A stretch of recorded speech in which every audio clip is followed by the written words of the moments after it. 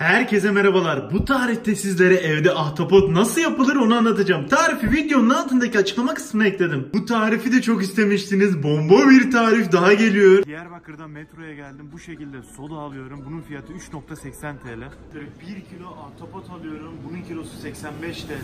1 file limon alıyorum. Bunun kilosu 2.3 TL. Tüm alışveriş yaptım. Fiyat bilgilendirmesini yaptım. Şimdi tarifi yapmaya geçebiliriz. Ben ahtapotu metrodan aldım. Metroda bunu iyice temizlettim. O içindeki pisliği aldım. Kafa kısmının iç kısmını temizledim. Bir de şöyle bir deliği var şu alt tarafında. Şu kısmı da temizlettim. Ama bununla yetinecek miyim? Tabii ki de değil. Sonuçta denizden çıkan bir ürün ve şu vantuzların arasında kumlar olabilir ya da ekstra pislikler olabilir. Bunu iyice sudan geçireceğim. Şimdi ahtapot temizlemeye geçebiliriz. Başta bunu iyicene bu şekilde temizliyorum. Tüm gözeneklerini, tüm vantuzlarını elimle bu şekilde iyice temizliyorum. Özellikle şu delikli kısmı iyice temizlemeniz gerekecek. Şu şekilde elinizi soka soka iyice içini temizleyin. Şu deliği şu şekilde bastırarak içindeki o pisliği aldım ve bol bol sudan geçirdim. İyice temizlendi. Şimdi de kafa kısmını temizliyorum. Özellikle şu iç tarafını bu şekilde dışarı çıkarın ve elinizle bu şekilde ovalayarak iyice temizleyin. Şu vantuzlu kısımlar değil ama kafa kısmının derisini yüzeceğiz.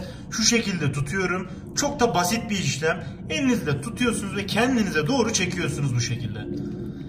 Yapması inanılmaz basit zaten. Göreceksiniz. Elinizle tuttuğunuz gibi zaten kendinize gelecektir. Görüyorsunuz beyaz kısmı kaldı. Şu kalan kısmı da şu şekilde bıçakla alıyorum. Kafa kısmını gövdeden ayırıyoruz.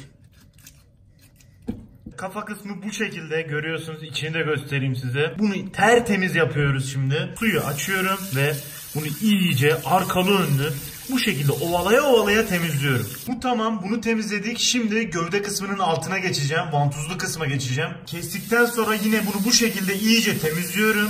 Ve ikinci temizleme işlemine geçeceğim şimdi. Böyle bir tane sodam var. Bunu açıyorum. Ve bunun içerisine ekliyorum. Bir tane de limon var. Limonu da bunun içerisine sıkıyorum.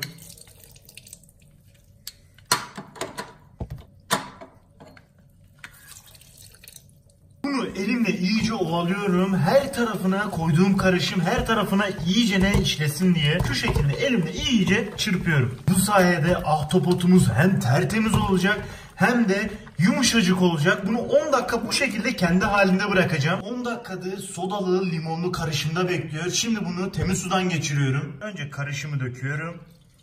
Görüyorsunuz pis bir su çıktı. Ve üzerine şimdi su ekleyip bu şekilde iyice temizliyorum. Ve suyu kapatıp bu şekilde suyunu süzüyorum.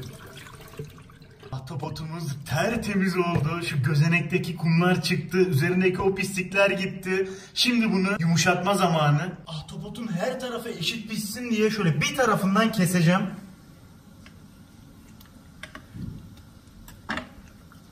Şöyle yelpaze gibi açıldı. Şöyle bir tokmağınız olursa çok rahat edersiniz. Çünkü bunu vura vura iyice yumuşatacağız. Hani şöyle derler, ahtapotu 40 kere dövmezsen yumuşamaz derler. Biz bunu 40 defa değil ama daha fazla 10 dakika boyunca bunu bu şekilde döve döve yumuşacık yapacağız. Çünkü ahtapot sinirlerden oluşur, kaslardan oluşur. Ondan dolayı iyice dövüp yumuşatmamız gerekecek başta pişirmeden önce. Bu sayede ahtapot lokum kıvamına gelecek, yumuşacık olacak. Şimdi bunu dövebiliriz.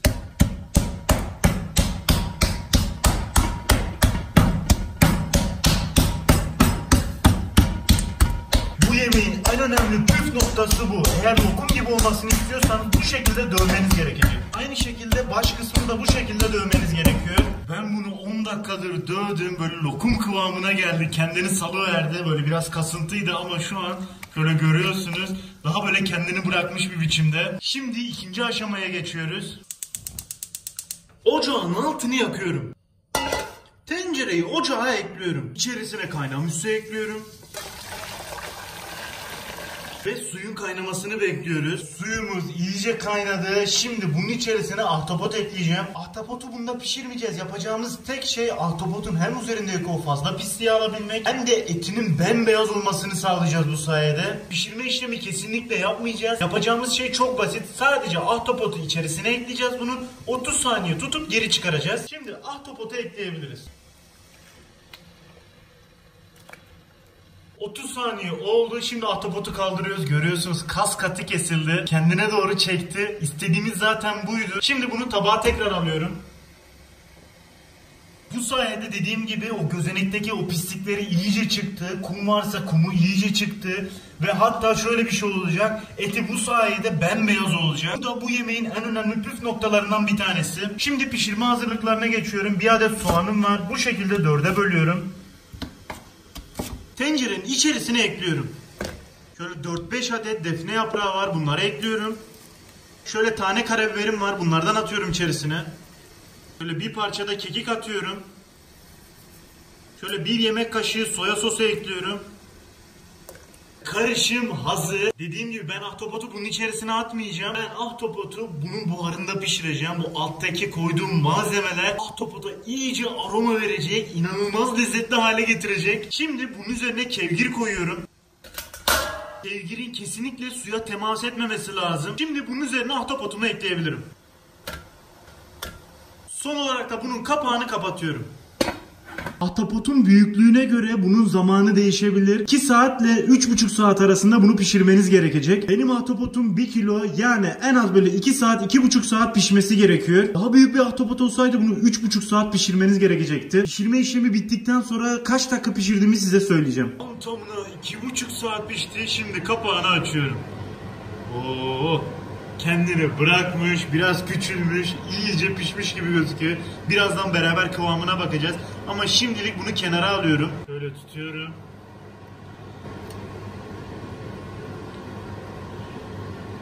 Bu arada pişme işlemi bitti. Şimdi bunu mühürlemeye geçeceğim. Şöyle altındaki suyunu da göstereyim size. Su iyice buharlaşmış. Suya bakar mısınız? Ocağın altını yakıyorum.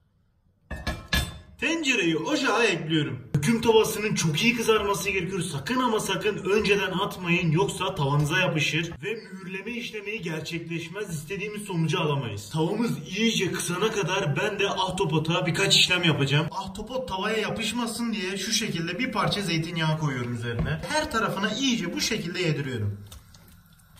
Şuna bakın nasıl da parçalanıyor, bakın. Ben kopmasını istemiyorum ama her an kopabilir. Biraz dikkatli olmam gerekiyor. Zeytinyağını çok abartmadım çünkü tavaya da zeytinyağı bir parça ekleyeceğim. Tavamız iyice kızmaya başladı. Şöyle üzerine bir parça zeytinyağı ekliyorum.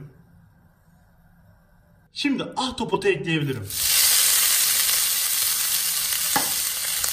2 dakika bir yönünü, 2 dakikada diğer yönünü pişireceğim. Bu kadar. Fazla pişirmenize gerek yok. Amacımız ahtapotun o dışı biraz daha çıtır olsun. Bu sayede daha da lezzetli olacak. 2 dakika oldu. Şimdi bunu ters çeviriyorum. Bunu da ters çeviriyorum. 2 dakika pişti. Şimdi bunu dışarı çıkarıyorum. Şuna bakın ya. Mis gibi oldu ya.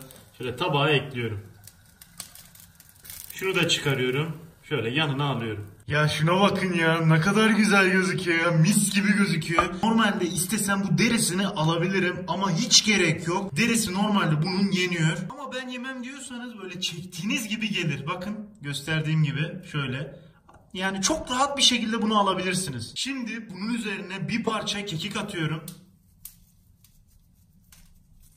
Biraz toz biber. Biraz da kaya tuzu. Son olarak da zeytinyağı şu şekilde gezdiriyorum üzerine. Fena bir şey oldu bu ya. Şuna bakın ya, mis gibi oldu ya. Gerçekten ye beni diyor resmen. Şimdi en sevdiğim zamana geldi. Tadım yapacağım. Bakalım nasıl olmuş. Tutuyorum. Zaten lokum gibi ya. Gerçekten lokum olmuş bu. Kaymak gibi olmuş resmen ya. Şöyle bir tadına bakıyorum.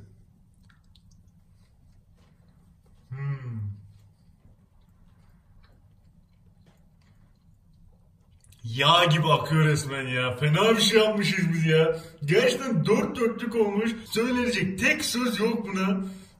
Ya bunu tek başına oturursun. Löp löp yersin ya. Resmen lokum olmuş ya. Mühürlememiz de çok işe yaradı. Böyle dışı çok güzel oldu. Karamelize olmuş. Enfes bir şey bu.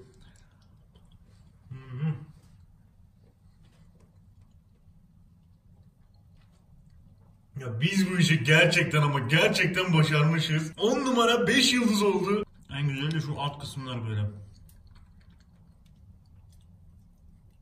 Şöyle biraz zeytinyağına tuzuna batırayım. Sosuna.